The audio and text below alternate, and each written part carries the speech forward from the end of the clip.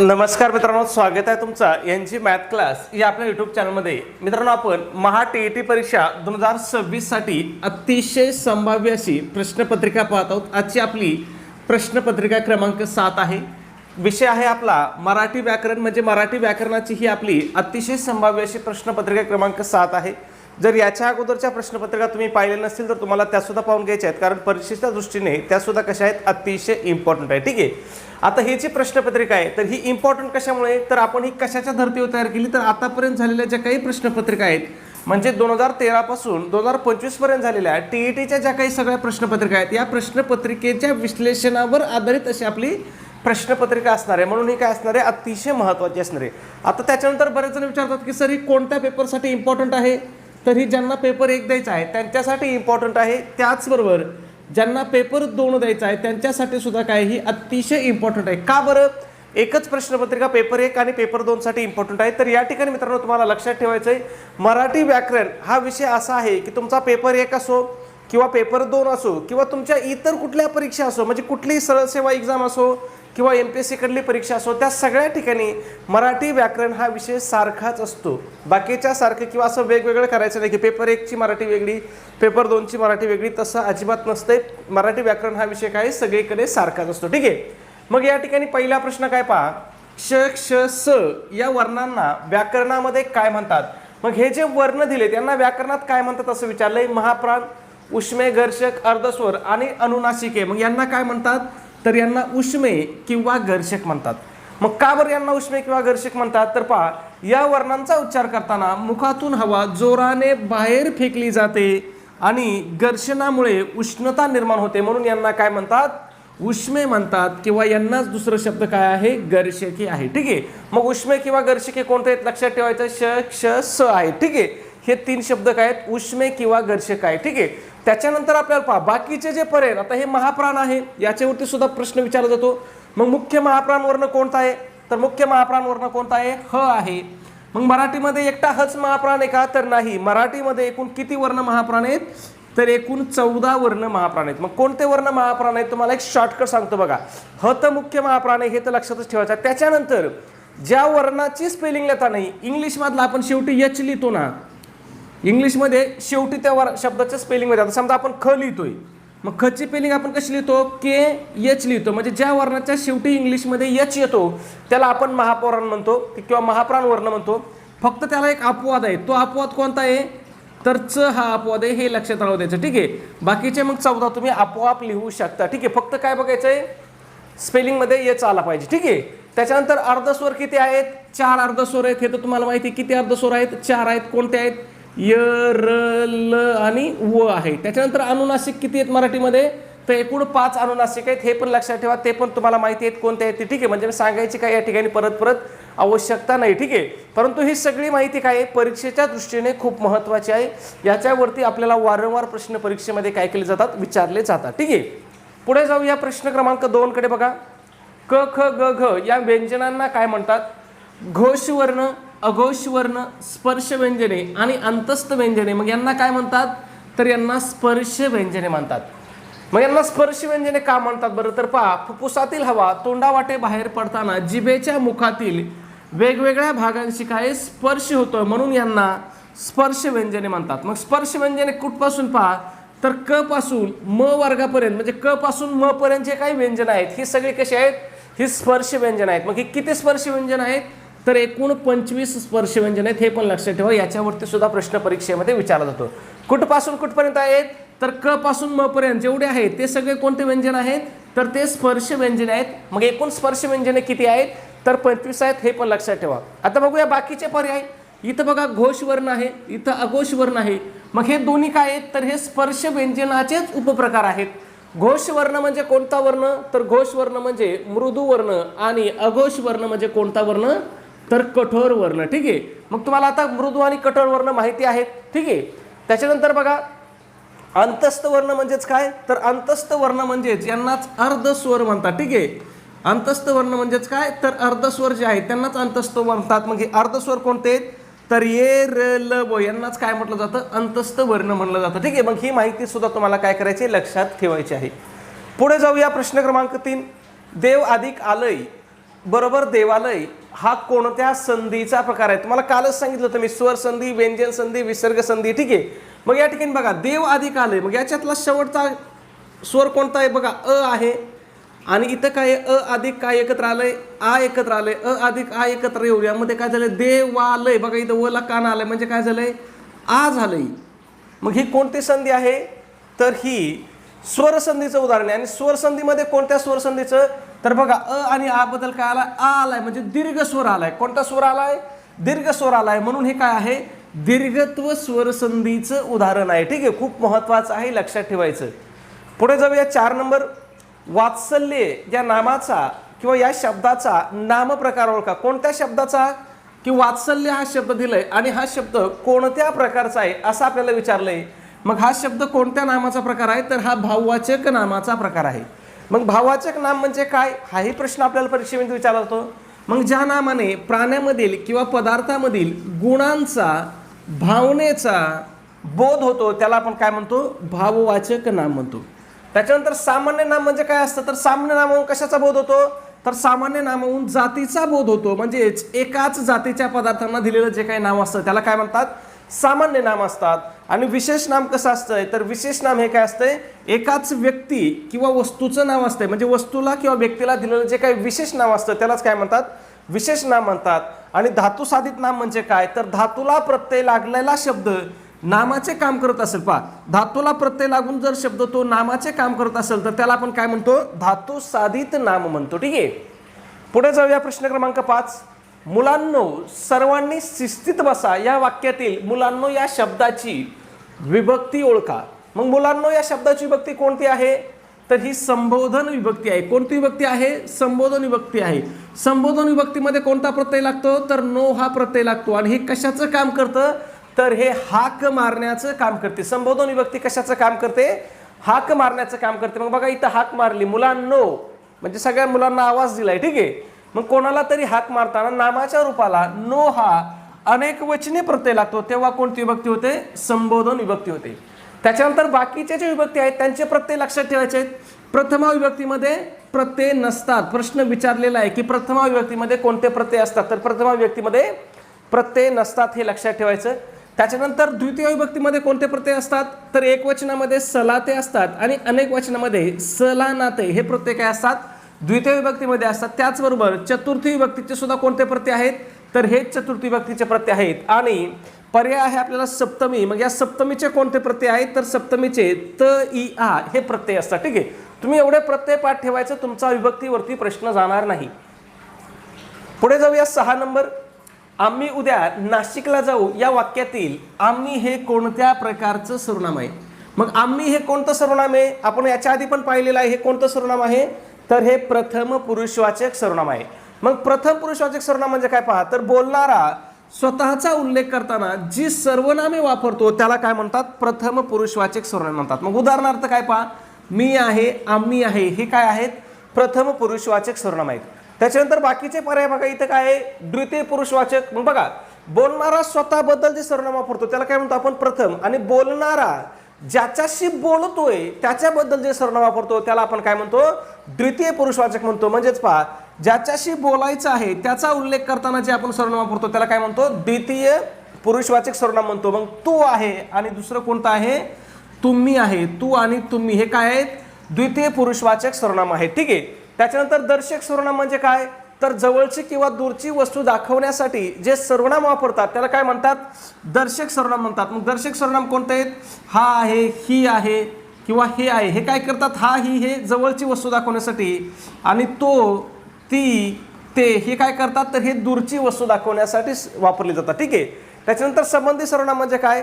तर वाक्यामध्ये पुढे आलेल्या सर्वनामासोबत जो संबंध दाखवणारा शब्द असतो त्याला संबंधी सर्वनाम म्हणतात. मग जो, जे, जे हे जे आहेत तो संबंधी सर्वनाम असतो. ठीक आहे, पुढे जाऊया. प्रश्न पाहण्या अगोदर एक महत्त्वाची पण अतिशय इम्पॉर्टंट सूचना.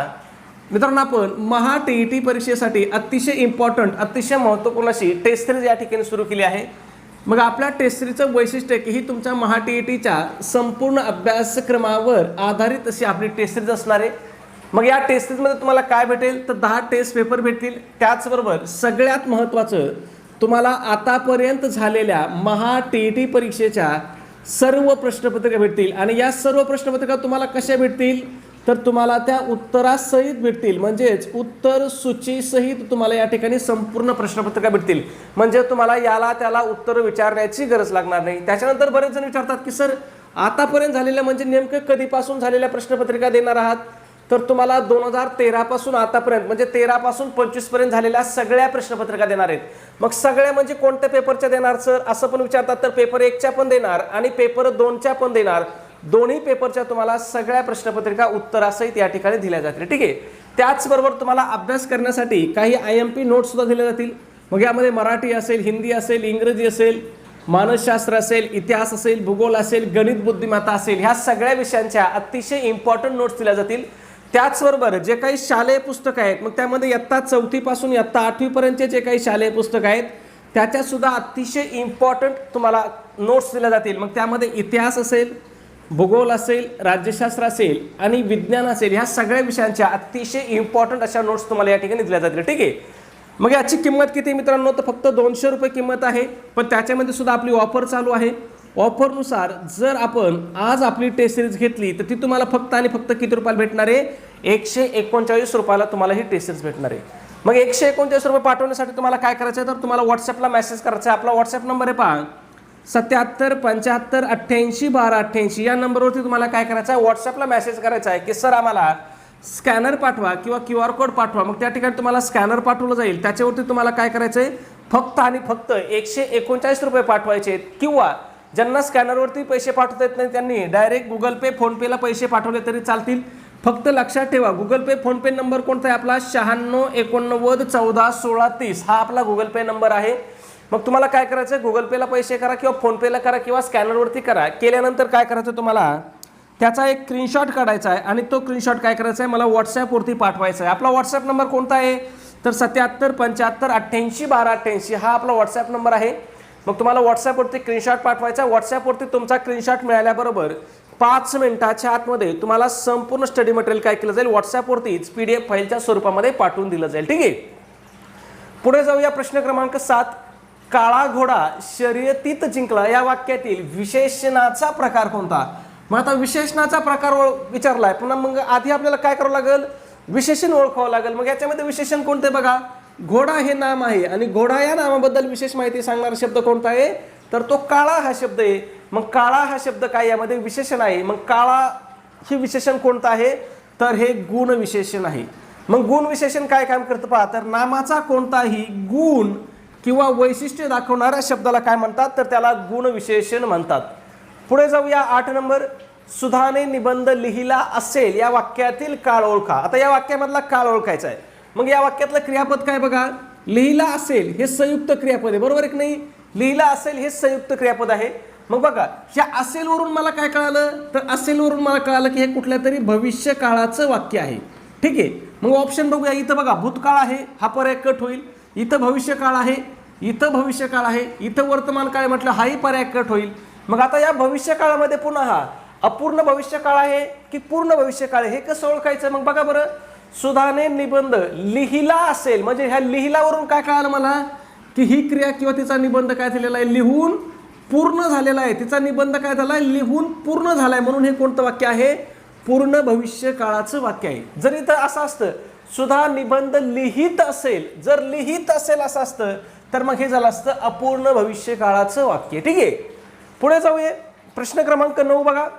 शिक्षकांनी विद्यार्थ्याला वर्गाबाहेर काढले या वाक्यातील प्रयोग ओळखा. आता या वाक्यामध्ये आपल्याला काय करायला सांगितलंय, प्रयोग ओळखायला सांगितलं. मग तुम्हाला मी काय सांगितलंय, तुम्हाला आधी प्रयोग ओळखताना वाक्यामध्ये सगळ्यात आधी काय ओळखायचं की त्या वाक्याचा कर्ता ओळखायचा आणि कर्ता ओळखल्यानंतर दुसरं काय करावं लागतं आपल्याला, त्या वाक्यामध्ये कर्म आहे की नाही ते पण ओळखावं लागतं. ठीक आहे. मग कर्ता कर्म ओळखायचं आणि त्याच्यानंतर काय बघायचं की याला प्रत्यय लागलेला आहे की नाही, प्रत्यय आहे की नाही ते बघायचं. ठीक आहे. मग बघूया. वर्गाबाहेर काढणारे कोण आहेत तर काढणारे शिक्षक आहेत. मग शिक्षक कोण झाले तर शिक्षक झाले कर्ता. कर्ता कोण आहेत, शिक्षक आहेत. कर्त्याला प्रत्यय आहे का, शिक्षकांनी. बघा कर्त्याला नी हा प्रत्यय आहे. कर्त्याला काय आहे, कर्त्याला प्रत्यय आहे. पुढे बघा कर्म कोण आहे तर कर्म विद्यार्थ्याला आहे. मग विद्यार्थ्याला प्रत्यय आहे का तर विद्यार्थ्याला सुद्धा काय आहे, प्रत्यय आहे. मग बघा ज्या वेळेस वाक्यामध्ये कर्ता आणि कर्म दोघांनाही प्रत्यय असतो त्यावेळेस डोळे झाकून कोणता प्रयोग लिहायचा असतो आपल्याला? भावे प्रयोग लिहायचा असतो. कर्ता आणि कर्म दोघाला प्रत्यय असलं भावे प्रयोग लिहायचं.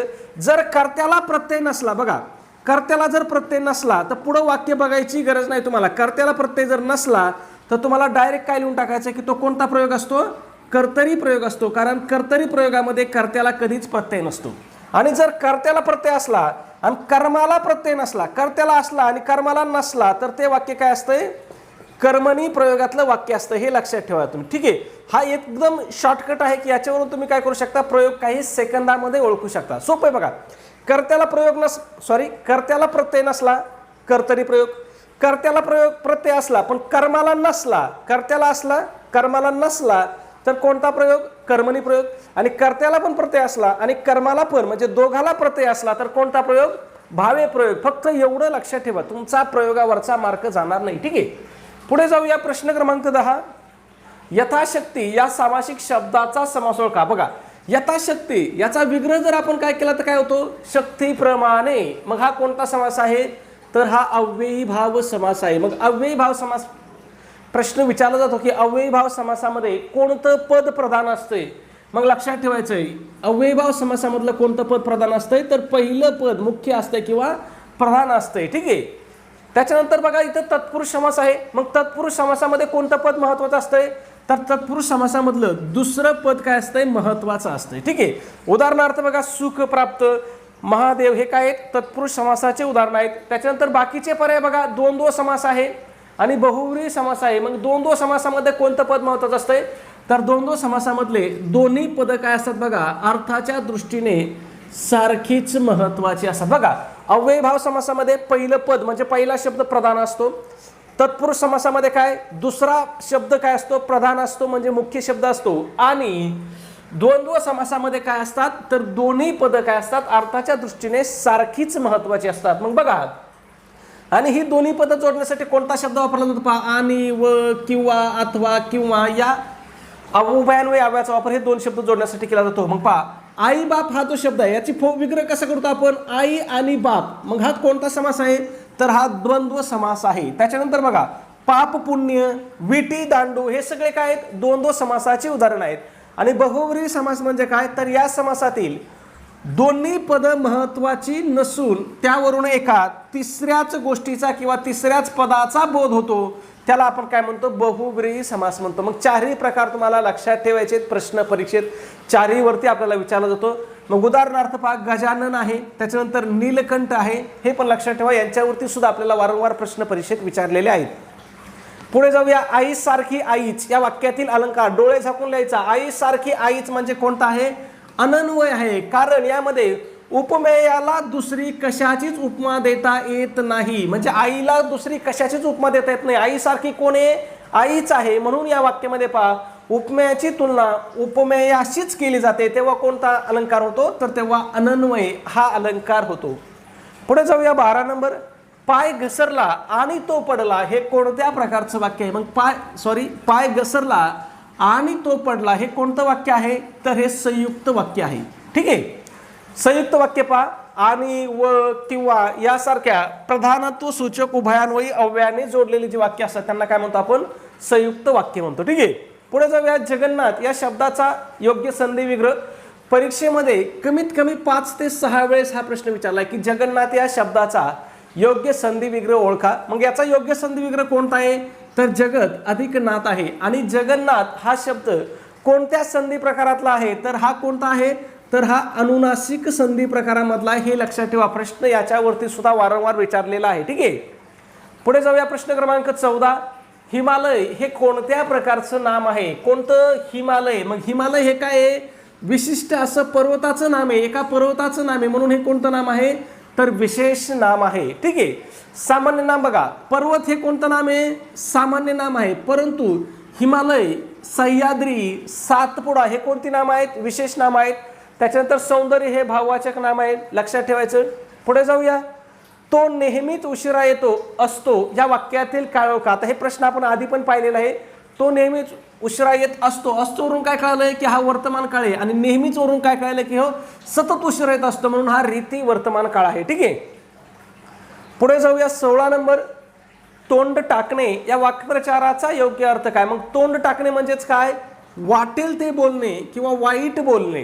तोंड टाकणे म्हणजेच काय? वाटेल ते बोलणे किंवा तोंडाला येईल ते काहीही बोलणे, वाईट बोलणे. ठीक आहे. दुभत्या गाईच्या लाथा गोड या म्हणीचा अचूक अर्थ सांगा. मग याचा योग्य अर्थ काय होतो? फायद्याच्या वस्तूसाठी त्रास सहन करावा लागतो, त्यालाच काय म्हणतात? दुभत्या गाईच्या लाथा गोड म्हणतात. परीक्षेमध्ये विचारलेला प्रश्न आहे. ठीक आहे. अपेक्षा नसताना घडलेली गोष्ट या शब्दसमूहासाठी एक शब्द निवडा. म्हणजे पहा, अपेक्षा नसताना सुद्धा जी घडलेली गोष्ट आहे त्याला आपण काय म्हणतो? तर त्याला आपण अनपेक्षित म्हणतो. काय म्हणतो? अनपेक्षित म्हणतो. त्याच्यानंतर अपरिहार्य म्हणजे काय? तर अपरिहार्य म्हणजे टाळता न येण्याजोगे असतं, त्याला आपण काय म्हणतो? अपरिहार्य म्हणतो. आणि अकल्पित म्हणजे काय? तर ज्याची आपण कल्पना केलेली नसते, म्हणजे कल्पना न केलेली गोष्ट जर घडली तर त्याला आपण काय म्हणतो? अकल्पित म्हणतो. आणि ऐच्छिक म्हणजे काय? तर स्वतःच्या इच्छेने केलेलं काम, त्याला आपण काय म्हणतो? ऐच्छिक म्हणतो. ठीक आहे. हे सगळे शब्द लक्षात ठेवा, परीक्षेत यांच्यावरती प्रश्न विचारले जातात.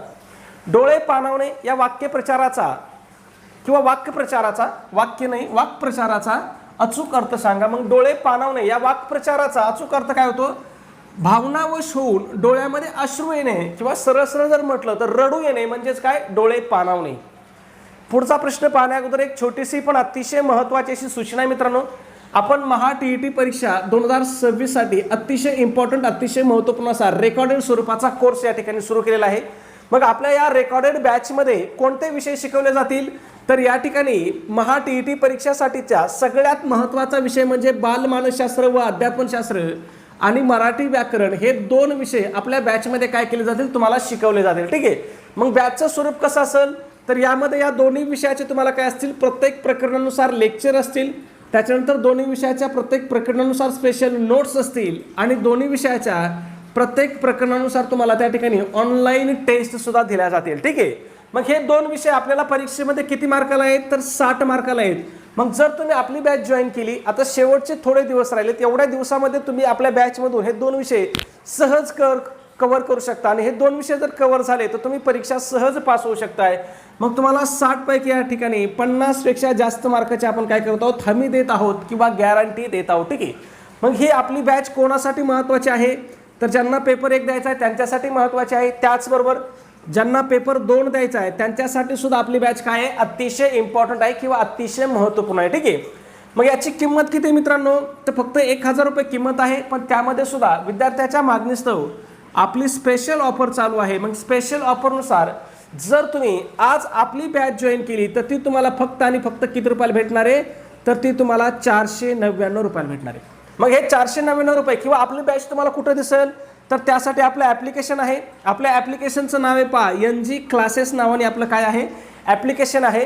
मग तुम्हाला ॲप्लिकेशन कुठं भेटेल? तर गुगल प्ले स्टोअरला आहे. व्हिडिओच्या डिस्क्रिप्शनमध्ये मी लिंक दिली किंवा आपल्या या व्हॉट्सॲप नंबर आहे पहा 77 75 88 12 88 याच्यावरती जर तुम्ही मेसेज केला की सर आम्हाला ॲप्लिकेशनची लिंक पाठवा, तरी तुम्हाला त्या ठिकाणी ॲप्लिकेशनची लिंक पाठवून दिली जाईल. ठीक आहे. ॲप्लिकेशनमध्ये तुम्हाला 499 रुपये आपले 24 रुपये ॲप्लिकेशनचे, असं किती रुपये पेमेंट करावं लागेल तुम्हाला? 523 रुपये पेमेंट ॲप्लिकेशनमध्ये करावं लागतं. त्याच्यानंतर बऱ्याच जणांना ॲप्लिकेशनमध्ये पेमेंट करता येत नाही, तर तुम्ही डायरेक्ट गुगल पे किंवा फोनपे केला तरी चालेल. आपला नंबर आहे 96 89 14 16 30. किती पे करायचे गुगल पे किंवा फोनपेला? तर फक्त आणि फक्त 499 रुपये तुम्हाला त्या ठिकाणी काय करायचे? गुगल पे किंवा फोनपेला पे करायचे. ठीक आहे. आणि पेमेंट केल्यावर काय करायचं? त्याचा स्क्रीनशॉट मला व्हॉट्सअपला टाकायचा. मी तुम्हाला स्वतः कोर्सला काय करेल? जॉईन करेल. ठीक आहे. पुढे जाऊया. प्रश्न क्रमांक 20. विहंग या शब्दाचा समानार्थी शब्द खालीलपैकी कोणता? मग विहंग या शब्दाचा समानार्थी शब्द कोणता होतो? तर विहंग म्हणजेच पक्षी. मग याला विहंग पण म्हणतात किंवा विहंगम सुद्धा म्हणतात. मग विहंग किंवा विहंगम म्हणजे कोण? तर हवेत उडणारा. मग हवेत उडणारे कोण असतात? तर पक्षी असतात. ठीक आहे. त्याच्यानंतर पक्षी या शब्दाचे बाकीचे समानार्थी शब्द पण लक्षात ठेवायचे. पाखरू आहे, खग आहे, द्विज आहे, हे सगळे काय? पक्षी या शब्दाचे समानार्थी शब्द आहेत. पुढे बघा 21 नंबर. कृपण या शब्दाचा योग्य विरुद्धार्थी शब्द कोणता? मग आता कृपण म्हणजे कोण? तर कृपण म्हणजे कंजूस. मग याचा विरुद्धार्थी शब्द काय होईल? तर उदार हा याचा विरुद्धार्थी शब्द होईल. ठीक आहे. याचा समानार्थी शब्द कोणता आहे? तर कंजूस हा याचा समानार्थी शब्द आहे. आणि विरुद्धार्थी शब्द कोणता आहे? तर उदार हा कृपण या शब्दाचा विरुद्धार्थी शब्द आहे. पुढे जाऊया 22 नंबर. वाक्यातील क्रियापदाने दाखवलेली क्रिया करणारा याला व्याकरणामध्ये काय म्हणतात? मग बघा, वाक्यातील जी क्रियापदाने दाखवलेली क्रिया आहे ही क्रिया करणारा कोण असतो, तर क्रिया करणारा कर्ता असतो आणि कर्त्यालाच काय म्हणतो आपण, उद्देश म्हणतो. ठीक आहे, पुढे जाऊया 23 नंबर. आहा किती सुंदर दृश्य आहे हे. वाक्याचा प्रकार कोणता किंवा प्रकार ओळखा. 1 सेकंद लई झाला का, तर इथं उद्गार चिन्ह आहे, इथं उद्गार चिन्ह आहे, मग हे कोणतं वाक्य आहे, हे उद्गारार्थी वाक्य आहे. दुसरं काही बघायची गरज नाही, वाक्यामध्ये उद्गार चिन्ह दिसलं उद्गारार्थी वाक्य लिहून टाकायचं. ठीक आहे, पुढे जाऊया 24 नंबरला. भटास अगत्य या म्हणीचा योग्य अर्थ काय होतो. परीक्षेमध्ये विचारलेली म्हण आहे आपल्याला, भटास अगत्य या म्हणीचा योग्य अर्थ काय होतो, तर याचा योग्य अर्थ होतो एखाद्या व्यक्तीला तिच्या आवडीच्या गोष्टीची विचारपूस करणे म्हणजेच भटास अगत्य करणे. पुढे जाऊया 25 नंबर. मुलाने बैलाला मारले या वाक्यातील प्रयोग ओळखा. बघा पुन्हा प्रयोग ओळखायचा, मग कर्ता ओळखायचा. मारणारा कोण, मुलाने. मारण्याची क्रिया कोणावर घडली, बैलाला. म्हणजे मुलाने काय एक कर्ता, बैलाला कोण आहे, कर्म. मग बघा इथं कर्त्याला पण प्रत्यय आहे, कर्माला पण प्रत्यय आहे, मग दोघाला प्रत्यय असला तर हा कोणता प्रयोग असतो, भावे प्रयोग असतो. बाकी काही कर्माचं किंवा कर्त्याचं लिंग वचन काही बदलीत बसायची गरज नाही. ठीक आहे, पुढे जाऊया 26 नंबर म्हणजे आपला शेवटचा प्रश्न. धनुष्य या शब्दाचा समानार्थी शब्द कोणता. मग या प्रश्नाचं उत्तर तुम्हाला काय करायचं, कमेंटमध्ये सांगायचं की कोदंड आहे, शर आहे, तीर आहे किंवा बाण आहे. हे उत्तर तुम्हाला कमेंटमध्ये सांगायचे. त्याचबरोबर सबस्क्राईब करायचं राहून गेलं असेल, एक सबस्क्राईब करा. व्हिडिओ आवडला असेल तर एक लाईक करा. आणि एक विनंती आहे मित्रांनो की आपला व्हिडिओ तुमच्याकडे असणाऱ्या शैक्षणिक ग्रुपला किंवा तुमच्या मित्रपरिवारांना नक्की शेअर करत चला, पाठवत चला. धन्यवाद मित्रांनो.